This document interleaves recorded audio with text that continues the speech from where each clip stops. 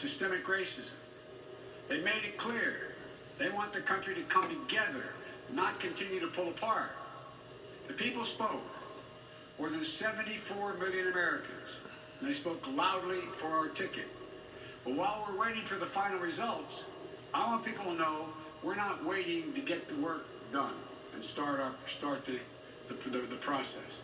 Yesterday, Senator Harris and I held meetings with groups of experts on public health and the economic crisis this country is facing.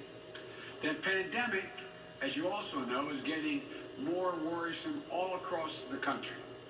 Daily cases are skyrocketing, and it's now believed that we could see as many as 200,000 cases in a single day. The death toll is approaching 240,000 lives lost to this virus. That's 240,000 empty chairs, kitchen tables, and dining room tables all across America.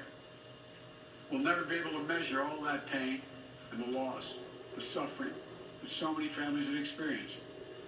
We know something about what it feels like to lose someone. And I want them to know that they're not alone. Our hearts break with you.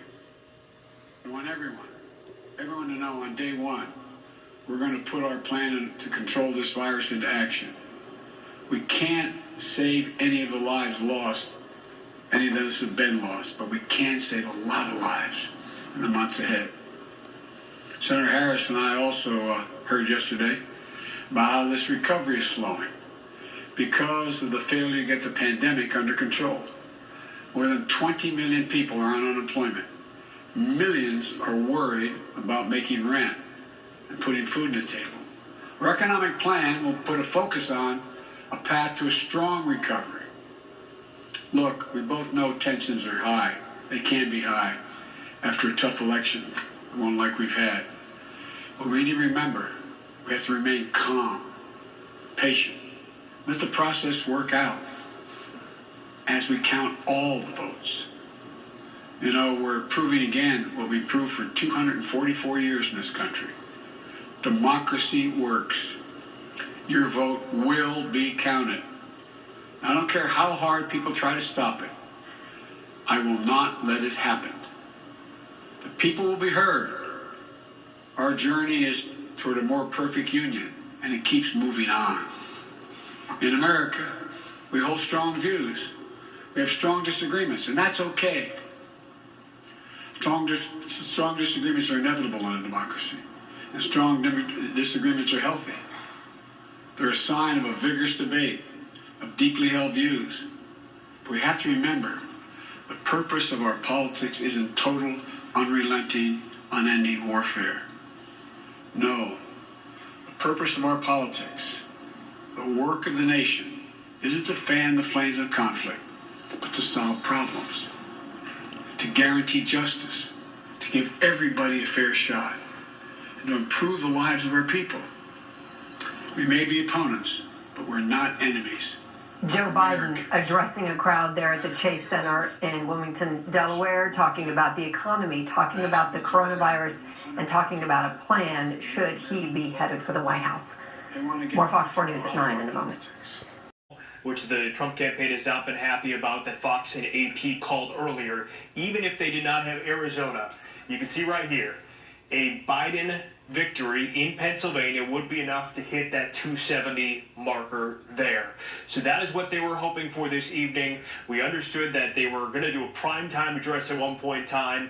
We waited hours and hours, and eventually late in the evening on the East Coast, we heard from Joe Biden. What Joe Biden had to say was that he wanted everyone to let the process work. He said that democracy works. These are some of the similar messages to what we heard him saying in the past couple addresses that he's given. Here's some of that address.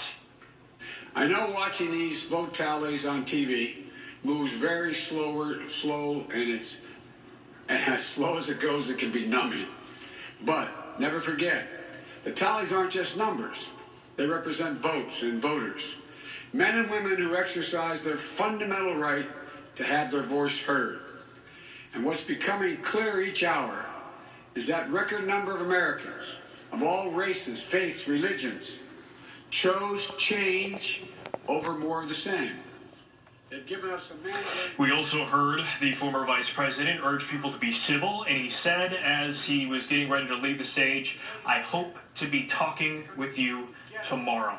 Let's show you where Biden continues to expand his lead. In fact, just in the last 30 minutes, we got more votes in out of Allegheny County, that is where Pittsburgh is. The lead expanded to around, it was 27,000 when I talked with you about an hour ago, now 29,000 for Joe Biden. It seems with each batch of votes that we get in, it is significantly increasing Joe Biden's lead over the votes that Donald Trump is getting. The question being, there are about 100,000 possibly provisional ballots out there that are not in these counts yet. And so the question is, how is that going to affect the ballots? There's around 89,000 mail-in ballots still to be counted. Those have been favoring Biden, but we don't know if the provisional ballots will be more even or perhaps favor President Trump. Now, late today, we mentioned there was a new action out of the U.S. Supreme Court. It isn't clear that it's going to make much of a difference. Justice Samuel Alito ordered county election officials in Pennsylvania to keep separate mail-in ballots that arrived after Election Day. Worth pointing out, the Secretary of State had already ordered that, but the state Republican Party said it wasn't sure that it was being followed, and so it went to the U.S. Supreme Court to ask for this. The full Supreme Court could take further action. This all related to an ongoing Republican effort before the Supreme Court to try and block ballots received after Election Day from being counted in the state. Now, again, it doesn't appear that that's going to slow the Pennsylvania vote count at all, but until Pennsylvania is called, it sounds as if Joe Biden, as we understand, is not going to come out and declare victory. We expected that he would possibly do that if Pennsylvania was called. Now, I want to show you, as I showed you before, why Pennsylvania matters so much. We were talking about Georgia. If Joe Biden was not to get Arizona, but he were to win Georgia, which is just too close to call at this point in time, it would not be enough to get into that 270. But Pennsylvania, with its 20 electoral votes, it would be enough to do so.